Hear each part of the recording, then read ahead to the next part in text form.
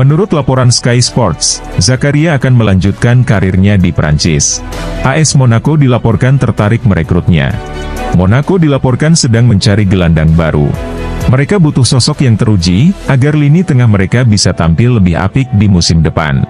Menurut laporan tersebut, pelatih AS Monaco sangat tertarik pada Zakaria, karena ia pernah menangani sang gelandang di Mönchengladbach.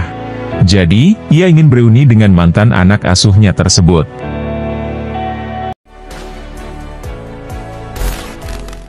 Quasio memberikan komentar mengenai aktivitas transfer Juventus pada musim panas ini.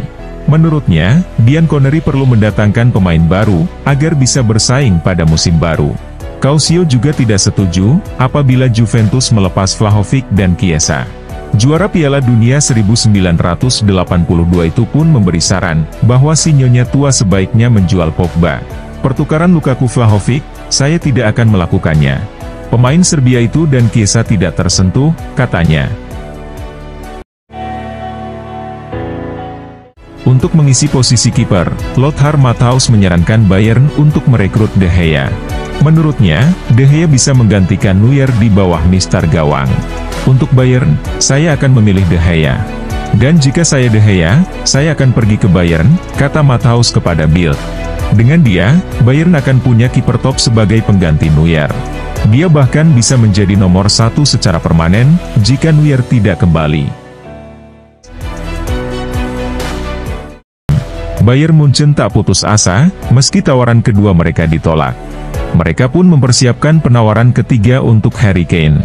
Sekarang, Bayern disebut sudah melayangkan penawaran ketiga itu pada Tottenham. Nominalnya mencapai 100 juta euro. Akan tetapi, Tottenham masih tak mau menerima tawaran menggiurkan tersebut. Kini, pihak Bayern akan menggelar diskusi internal. Mereka akan merumuskan langkah selanjutnya, setelah ditolak untuk ketiga kalinya oleh Spurs.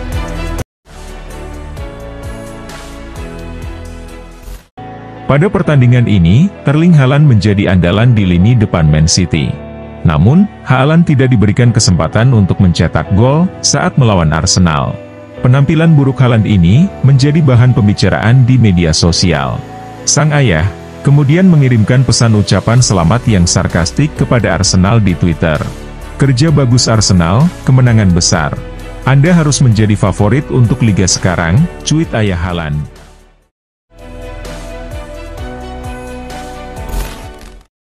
Al-Ittihad rupanya belum puas. Stasiun televisi Arab Saudi, Al-Riyadiyah kini mengklaim bahwa Al-Ittihad mengincar tanda tangan Salah. Bahkan, Al-Ittihad kabarnya sudah berbicara dengan agen sang winger.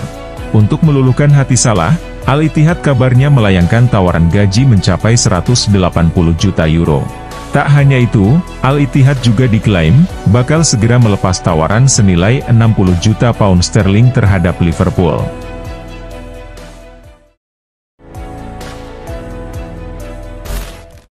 Menurut pakar transfer Fabrizio Romano, Benfica mengajukan tawaran 10 juta euro, plus 1 juta euro dalam bentuk add-ons kepada Shakhtar untuk Trubin. Dalam proposalnya, Benfica juga menyertakan klausul penjualan sebesar 40% untuk Shakhtar. Artinya, jika Benfica menjual Trubin ke klub lain di masa depan, Shakhtar akan mendapatkan bagian 40% dari nilai penjualannya. Deal bakal segera tercapai. Trubin bakal bergabung dengan Benfica.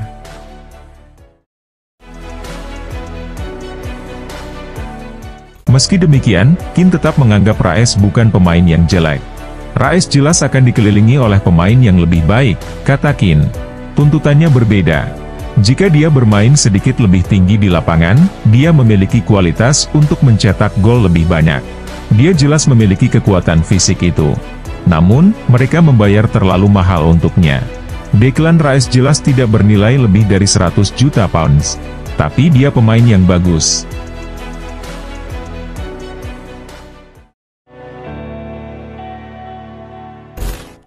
Laporan The Athletic menyebutkan, Brighton ingin mendapatkan sekitar 100 juta pound sterling dari penjualan Caicedo.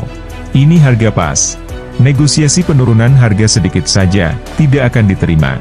Itulah kenapa proses transfer Caicedo memakan waktu sangat lama. Chelsea diketahui baru menawar di angka 80 juta pound sterling, yang merupakan penawaran ketiga. Di saat proses transfer ini masih terus berlanjut, Caicedo dilaporkan tidak akan memainkan laga pramusim terakhir.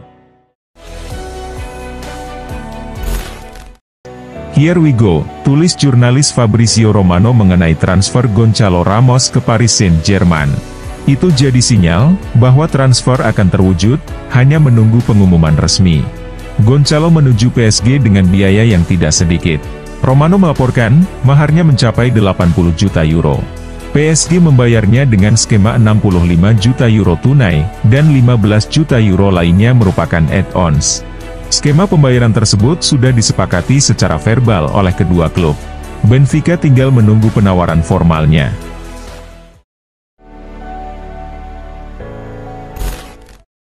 Seperti dilansir Mundo Deportivo, Bernardo Silva telah memberitahu Pep Guardiola tentang niatnya untuk meninggalkan Manchester City musim panas ini. Silva diyakini menghadap Guardiola tak lama setelah Blaugrana mengajukan tawaran senilai 50 juta euro.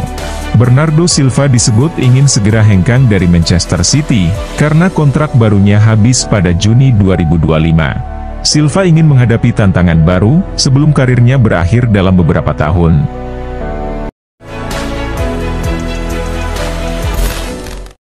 Harry Maguire diminta segera sadar akan tempatnya yang hampir hilang di Manchester United. Tanda-tanda mengenai Manchester United yang tidak lagi membutuhkan jasa Harry Maguire sudah nampak jelas. Pertama, bek tengah asal Inggris itu sudah dicopot dari jabatan kapten. Keputusan tersebut diambil dari persetujuan pelatih Manchester United, Erik ten Hag. Kondisi tersebut dianggap sudah bisa mendorong Maguire untuk segera angkat kaki.